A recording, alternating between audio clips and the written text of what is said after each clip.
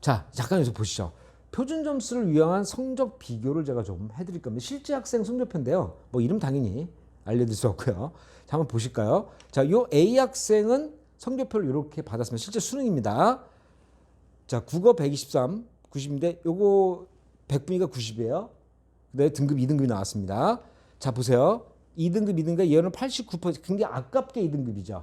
그러니까 저게 그 위험하게 2등급이죠. 3등급이 될 가능성이 대단히 높았죠.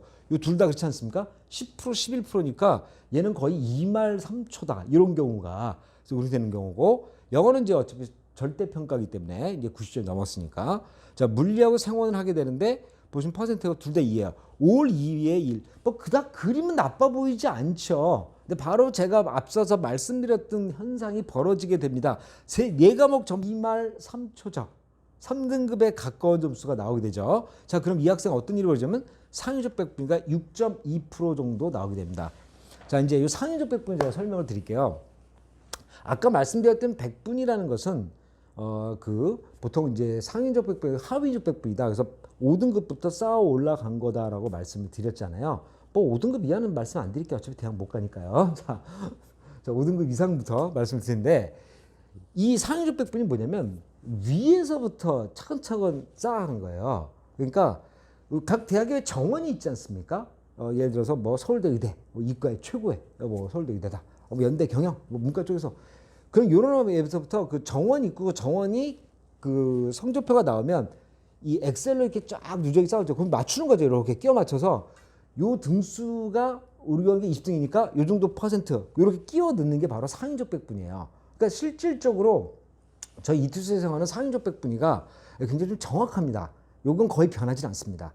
대학의 서열이 바뀌지 않는 한, 과의 서열이 바뀌지 않는 한 그런 경우는 거의 없기 때문에 아무리 애들이 많이 몰리고 해도 서성환이 연고대를 뛰어넘기는 아직은 쉽지 않지 않습니까?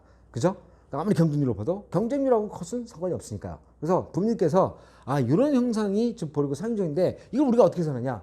이건 저희 이투스 사이트에 들어오시면 거기 그 전자배치표로 다 계산해 드립니다. 누구나 다 사용할 수 있게 돼 있으니까 들어서 하면 딱 알아서 계산이 쫙 나옵니다.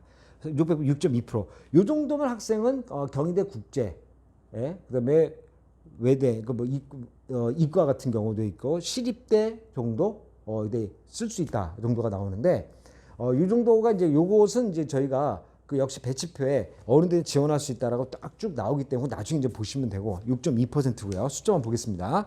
자, 이제 B 학생의 경우를 좀 보겠습니다.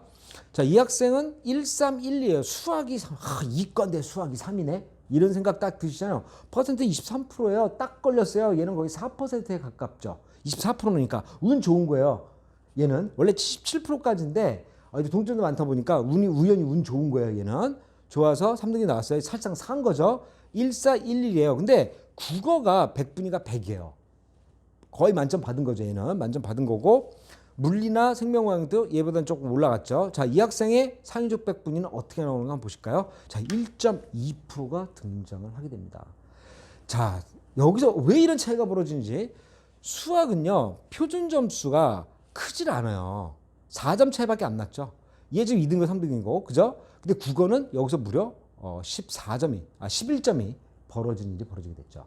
국어가 어려웠거든요. 그러니까 어려운 시험을 잘 봐야 되는 거예요.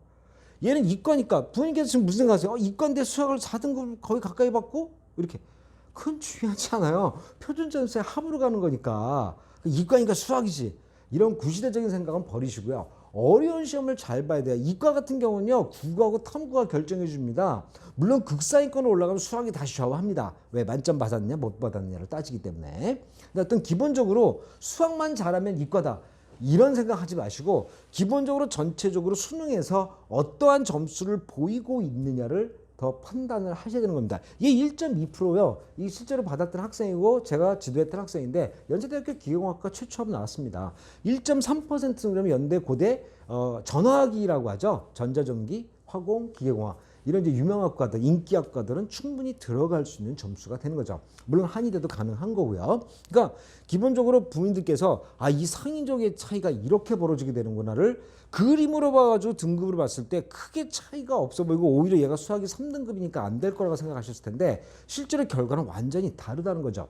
그러니까 부모님께서 이런 상인적의 개념을 잘 이해를 하셔갖고 이걸 활용해서 나중에 대학 지원이라든가 활용에 사용하시면 상당한 도움을 받고 이제 엄한 곳에 쓰거나 너무 낮추거나 너무 높이는 이런 일은 없을 거라고 제가 장담을 드립니다.